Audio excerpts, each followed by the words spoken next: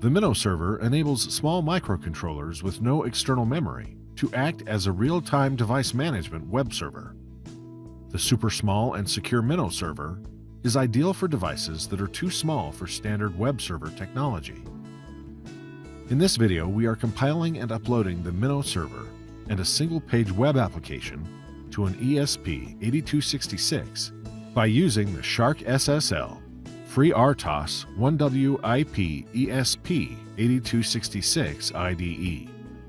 A single-page application, or SPA for short, is a web application that initially loads as a single static HTML page and then dynamically updates that page using JavaScript as the user interacts with the app. A single-page HTML5 application can do anything that a normal website can do, and so much more.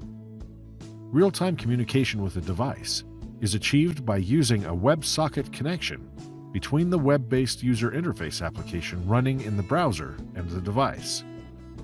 A WebSocket connection does not persist across page reloads, so to get any benefit out of a persistent WebSocket connection, you need to design and build your real-time HTML5 application to be a single-page application from the ground up.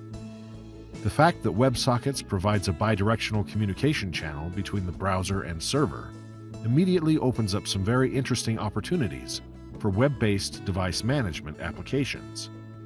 Because the connection is persistent, the embedded web server can now initiate communication with the browser. The embedded web server can send alerts, updates, notifications, etc.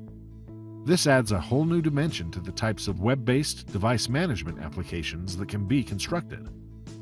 Traditional embedded web device management applications operate by simply responding to user interactions. You click a button, and this causes the browser to submit the data to the server.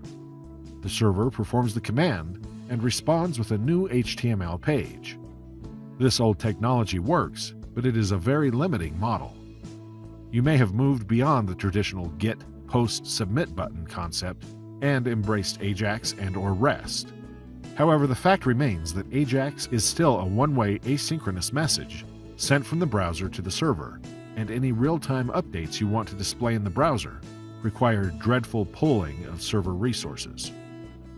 You may still think AJAX and REST are the best technologies to use for device management. However, in point of fact, the entire AJAX protocol could be built using WebSockets technology. This makes WebSockets literally a superset of AJAX, so it makes sense that we might abandon a limiting technology for a broader technology.